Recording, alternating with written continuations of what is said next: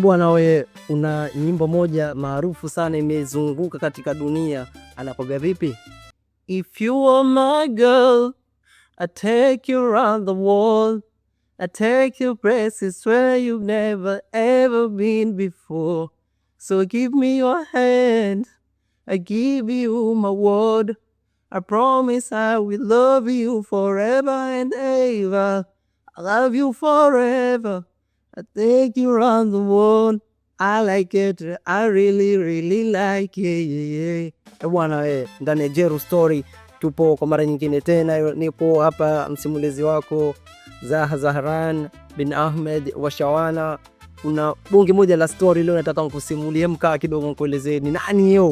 Kwenye historia ya muziki bwana, kuna makundi mengi yaliyoanzishwa na yalifanya vizuri sana, especially katika Afrobeat pamoja na Afrika kwa ujumla. Lakini kuna kikundi kimoja kilichokuwa maarufu sana duniani na kilifanya vizuri sana katika kipindi chake. Kikundi hicho kina upekee sana kwa sababu kilianzishwa na watoto pacha. Watoto pacha hao walizaliwa kwenye tarehe 18 1981 jijini Jos, Nigeria. Na kikundi hicho kilikuwa hakipoanza tu na jina hilo ambalo maarufu unalolitambua wewe. Kilipitia majina tofauti tofauti, lakini mwisho wake jina pekee ambalo mimi na wewe tunalitambua hadi hivi sasa, tunawatambua kwa jina la P Square. I know go lie, the things within my mind. When I see you dancing, girl, you got me high. And if you wanna try, make good day tonight. Cause I'm in the mood, as long as you feeling the groove, I deal with. P Square ni moja kati ya kundi lililokuwa na mafanikio makubwa sana katika muziki wa Afrobeat pamoja na Afrika hadi duniani kwa ujumla, na walifanya vizuri na kuwa maarufu sana katika ulimwengu huu wa muziki. Asili yao hawa ni mapacha na majina yao ni Peter Okoye na mwingine alikuwa akiitwa Paul Okoye. Hayo ndio majina yao ya kuzaliwa. Na hawa walitokea katika familia ya kawaida tu, ambaye baba mtu alikuwa ni mfanyabiashara tu za kawaida ambaye anatafuta kipato cha kujikimu mahitaji ya msingi ya familia. Na kwa upande wa mama alikuwa ni mama wa ibada, yani mama wa kanisani, mfano wa mchungaji. Alikuwa akijikita katika masuala zima ya kiibada. Vipi familia yao imechangia katika kukuza kipaji cha P Square ama Peter pamoja na Paul? Baba yao hapo awali hakuwa akiamini sana kwenye masuala ya muziki. Alitaka wanawe waekeze nguvu zaidi katika masuala zima ya elimu, bali mama yao alikuwa ni mwenye support kikamilifu na alikuwa akiwaombea na akiamini ipo siku watafanya vizuri katika suala zima la muziki.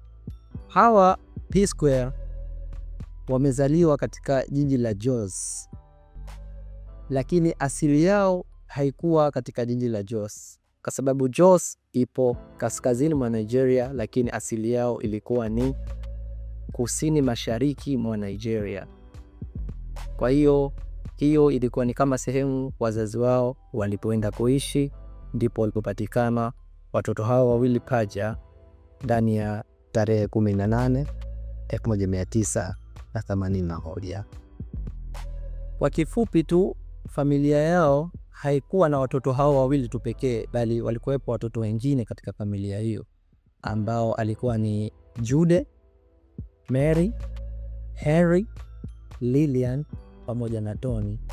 Na katika watoto hao maarufu mwingine ukiacha hao P Square alikuwa ni Jude. Yeye alikuwa ni kama manager wao, bali alikuwa ni muongoza video. Wakifanya video yeye ndo alikuwa kama ni manager wa kusimamia kipengele hicho.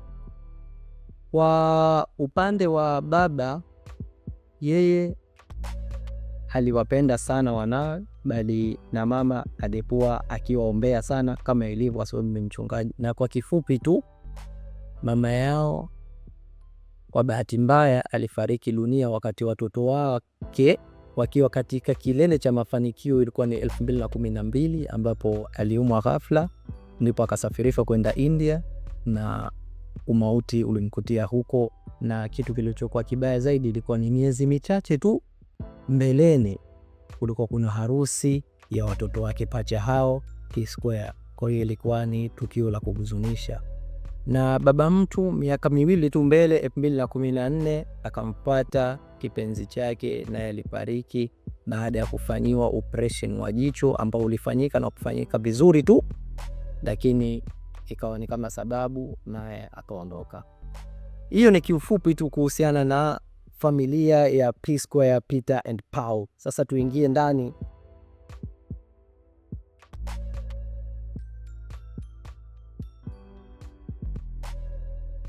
Kama ilivyo nyota njema huonekana asubuhi, ndivyo ilivyokuwa kwa vijana hao P-Square.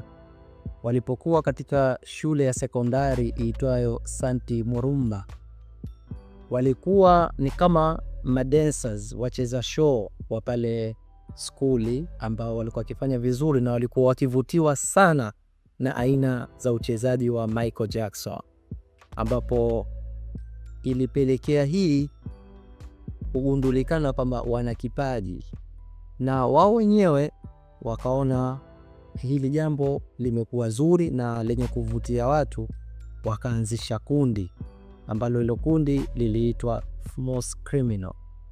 Hii Smooth Criminal asilia yake ni nyimbo ya Michael Jackson, kwa sababu walikuwa wanampenda sana na walikuwa wakivutiwa sana na Michael Jackson, amewa influence, ndio wakaita kundi hilo za Smooth Criminal. Na kundi hilo lilifanya vizuri, lakini kile lenye mwanzo alikosi kuwa na mwisho lilikuja kuvunjika. Kama ilivyo makundi siku zote huwa na migogoro, matatizo, na lilipovunjika ilikuwa tayari miaka imesogea, wakati sasa umefika wa wao kuelekea katika chuo. Wamemaliza kule shule ya sekondari, ndipo walipojiunga na chuo cha biashara, administration of business ama business administration. Walipoingia huko walikuwa na idea kwamba kwa nini tusiendelee mimi na wewe tu, yani mtu na ndugu yake Paul na Peter. Wakakubaliana na wakaanza kujiita majina itambulike. Hawakuwa tu P-Square, walianza kwa majina mbalimbali. Kabla ya kuwa P-Square walianza kujiita Double P, halikufiti ama lilifiti, lakini kuna update jambo. Wakafika muda wakajiita P&P, nalo likafa muda, wakaja wakajiita Pasquan. Hili nalo likaenda mpaka pale walipofika tamati ya kupata jina hili maarufu ambalo tunalipenda na tunalijua kama ni P-Square. Na walikuwa na bidii na waliekeza kabisa nguvu yao katika muziki, ndipo kaka yao Jude alipovutiwa na kujiingiza katika kundi hilo kama meneja wao na kuwa director wa video. Kwa hiyo hii ndivyo jina la P-Square lilipopatikana, na ndivyo kaka yao alipoingia katika kumeneja wa kuwasimamia au P-Square. Nini kilitokea hapo mbele? Katika harakati zao za utafutaji wa kutoka kimuziki wakiwa bado wapo chuoni, ilitokezea shindanisho ambalo linakuja pale nchini kwao, ambalo lilikuwa likiitwa Grab the Mic. Lilikuwa ni shindanisho kubwa sana, na wao wakati huo wapo chuoni wakaona wakajiunge washindanie ushindi katika shindano hilo.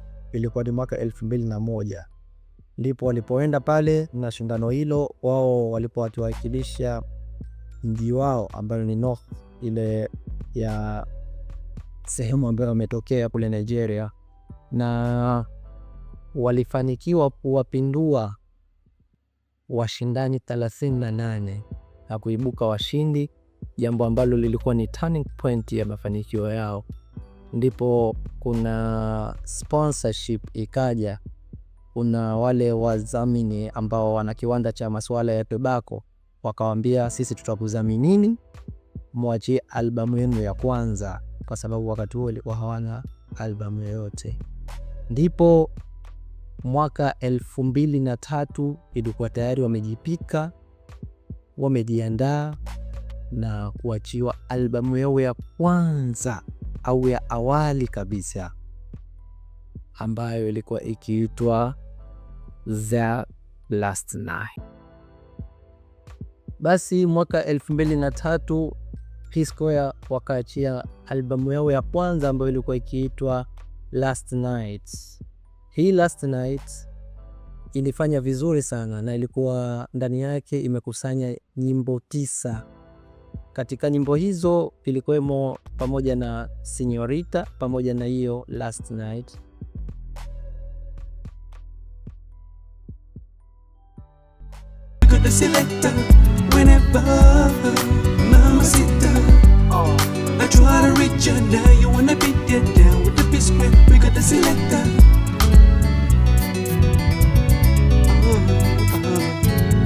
Now do you after all the things I've done for you and I know be mugu when I suffer, tell me why they I don't get another family. I know the person where they give me everything where I need, the person where they show me some love and every money. Share you tell me say I not gonna see your body. Now you're begging me to take a ride with me, but before you know even when I send me, and for now when me to make my money. Now you were saying that this was your honey. Now you're begging me to take a ride with me. Ambazo hizi nyimbo mbili zilifanya vizuri sana na kufanya watambulike pale Nigeria. Yani Nigeria nzima ikawatambua na umaarufu wao ukatanuka katika nchi yao kupitia hizi nyimbo mbili. Lakini nyimbo nyingine ilikuwa kama The Story, ilikuwepo nyimbo nyingine ambazo zilikusanya, lakini hizi nyimbo mbili Señorita pamoja na The Last Night ndio ziliwabeba katika albamu yao ya kwanza iliyokuwa ikiitwa Last Night. Ilipofika 2005, sasa hapo ndo utamu wenyewe ulipoingia baada ya kuachia albamu yao ilikuwa ikiitwa Get Squared. Hii Get Squared ilikusanya nyimbo kama Oga Police, Busybody, Temptation. Yani hapo ndo P-Square wakaanza kuona ladha na matunda ya mafanikio, kwa sababu ilikuwa nyimbo zilirepuka kimataifa, Afrika Mashariki, Magharibi, magazeti, redioni. Yani hapo ndo wakaanza kuingia kwenye ladha ama kipengele cha mafanikio. Yani walitoka katika level ya chini na kuingia kwenye level nyingine kabisa, wakawa ni watu wakubwa kabisa. Kila redio inazungumzia P-Square, kila mziki dakika 5-10 zinapigwa nyimbo za P-Square. Kwa hiyo hii Get Squared ilikuwa ni milestone shot, yani ilikuwa headshot kabisa wanaita. Ilikuwa ni kitu kimoja kikubwa sana ambacho kiliwabeba na kilifanya vizuri. Kwa hiyo 2005 ni mwaka wa kumbukumbu sana kwa P-Square, na mwaka unaofuata walipumzika, ambapo walikuja kuachia mpaka kwenye 2007 kabisa. 2007 wakaachia album iliyokuwa ikiitwa Game Over. Hii ni album ambayo imewapa heshima ya juu zaidi kwenye ulingo wa muziki, na kilikuwa imekusanya nyimbo maarufu sana ambazo hata zikipigwa hivi sasa hivi watu huwa wanafurahi, wanaruka na kudance, kwa sababu ni nyimbo ambazo zilirindima kwenye 2005 na kuendelea. Imagine nyimbo kama Do Me ya P-Square.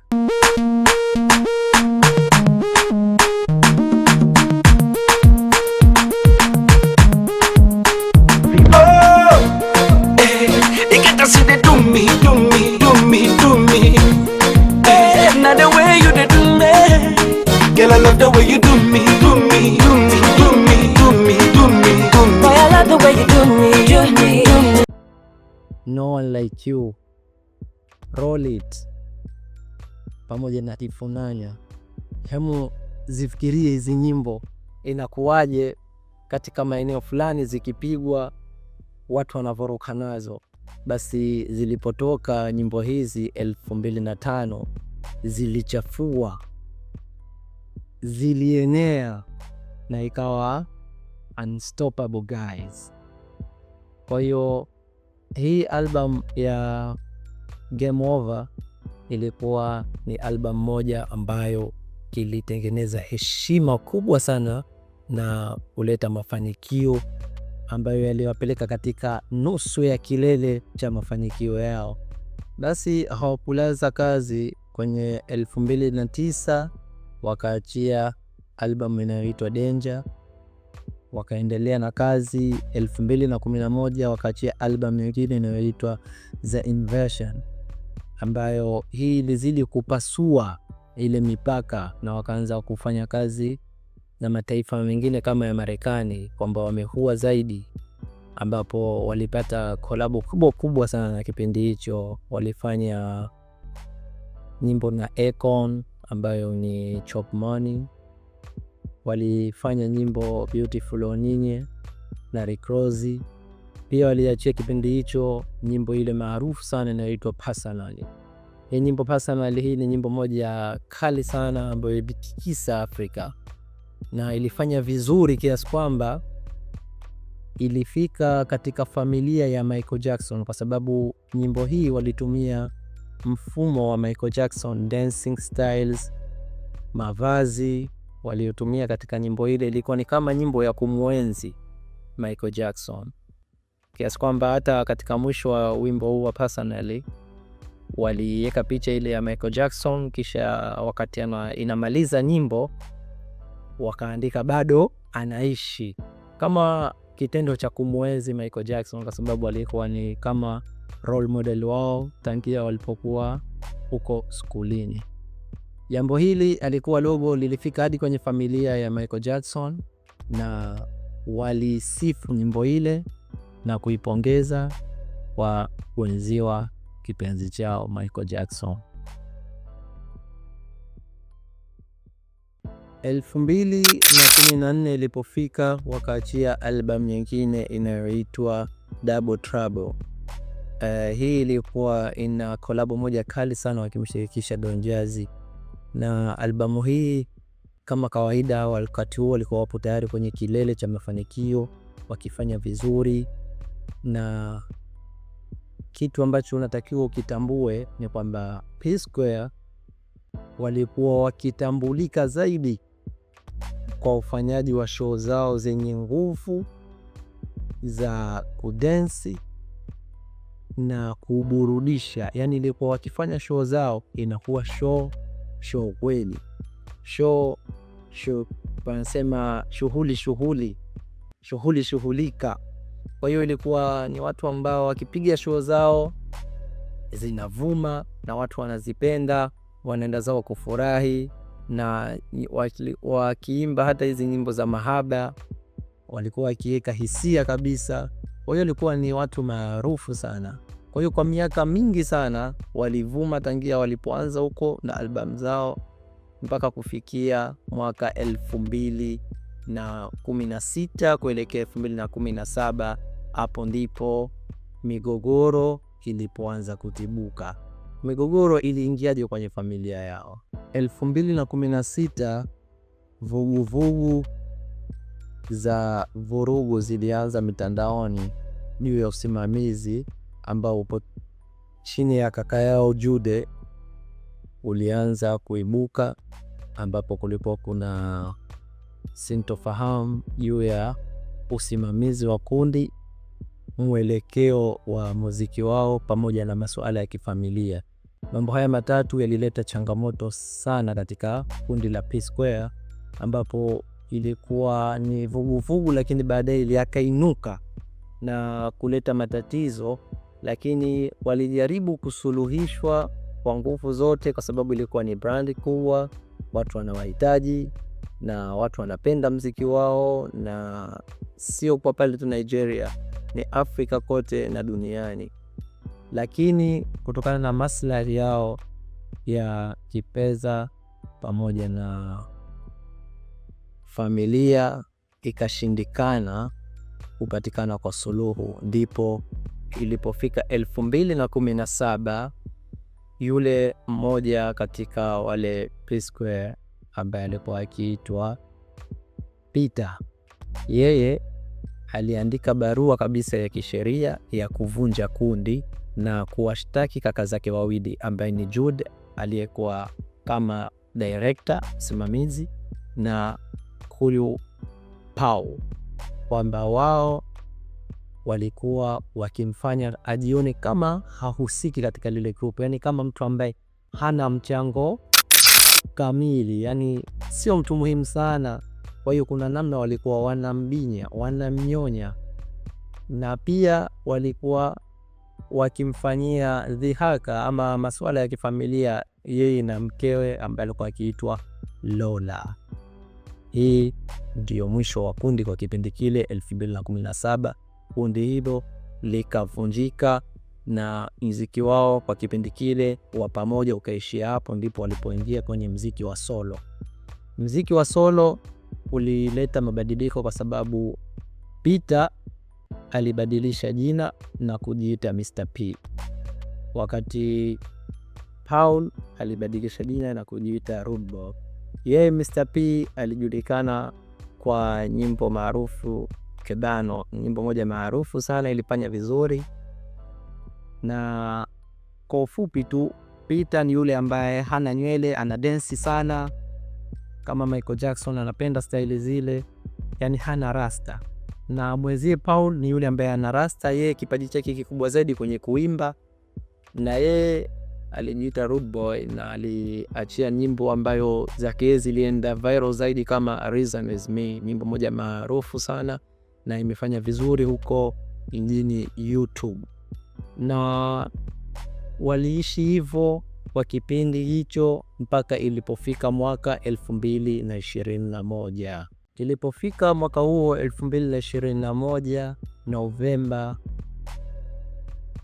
baada ya kuto kuzungumza wawili hao kwa miaka 4 nyuma, walikuja kuonekana wakikumbatiana na video zilisambaa, zikazua gumzo, zikaleta furaha kwa washabiki wao kwamba wamerudiana tena, wameungana tena, amani imerudi.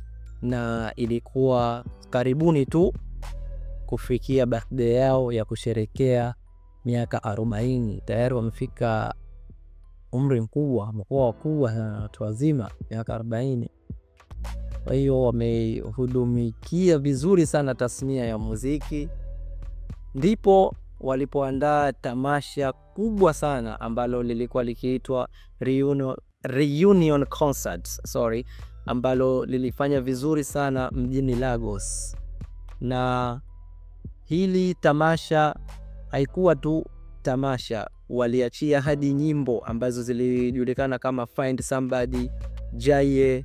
Hizi ni nyimbo ambazo ziliachiwa 2023. Kwa hiyo walirudiana mtu na kaka yake, kundi likafanya vizuri, concert ilienda vizuri na nyimbo zilifanya vizuri mpaka ilipofika mwaka 2024 ambapo mitihani iliendelea tena na kundi likavunjika tena. Kivipi? Amani ile haikudumu kwa muda mrefu sana kwa sababu ya mambo yale yaliyojitokeza hapo awali. Yepi? Paul Okoye ambaye alikuwa akiitwa Rude Boy, ilipofika mwaka 2024 yeye alikuja kuthibitisha, yani huu ni rasta yule, kwamba kundi limevunjika tena, na alidai kuwa yule Peter kuwa amemripoti yeye na kaka yake kwa kesi ya utakatishaji fedha ambazo zinapatikana kama faida ya kundi la P-Square. Na amemripoti wapi? Amemripoti kwenye chombo maalum cha serikali cha kupambana na uhalifu wa aina hiyo.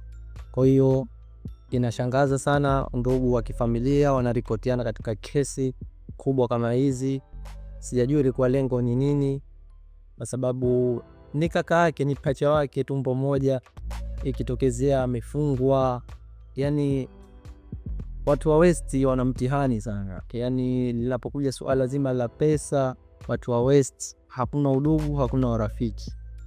Na mwisho wa siku pesa ni kitu kizuri, lakini kisi kufanya ukavukwa na utu.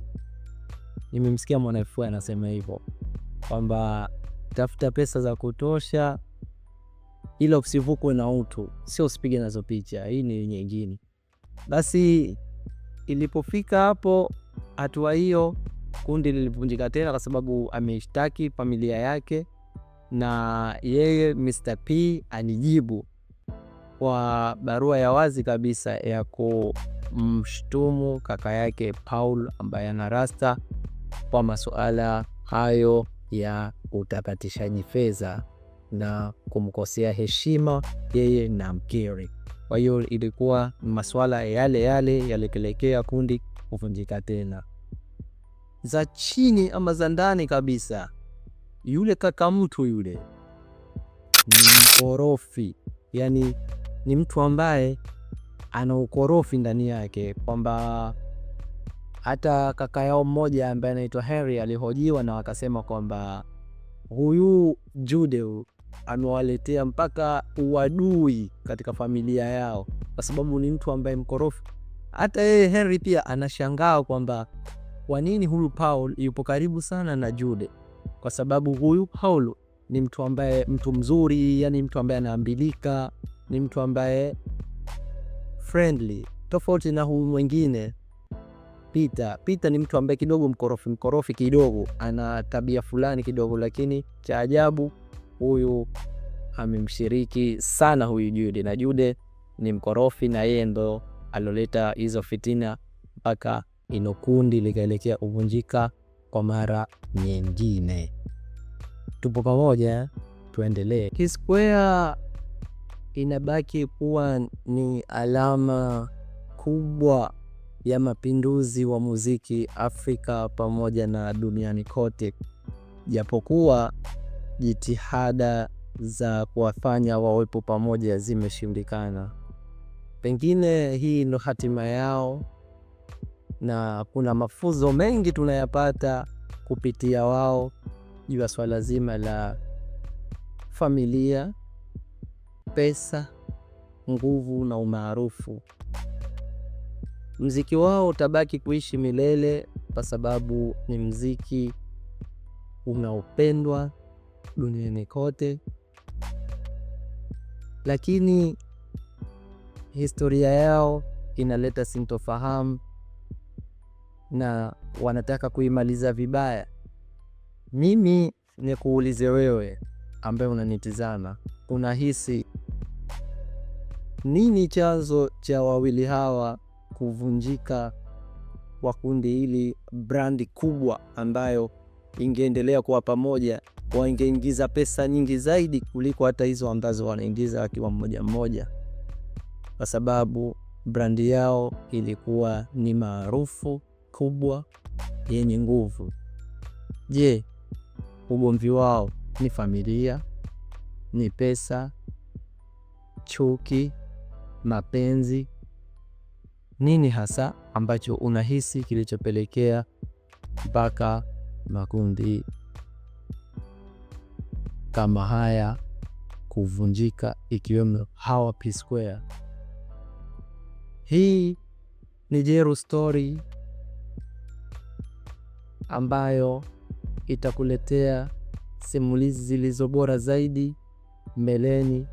Kaa tayari kuenjoy, na ukisikia tu Jero Story anakuja, basi andaa mabisi yako pembeni, yani popcorn, kisha enjoy kusikiliza na msimulizi wako Zaha Zahran na Ahmed wa Shawana, na kutakia wakati mwema.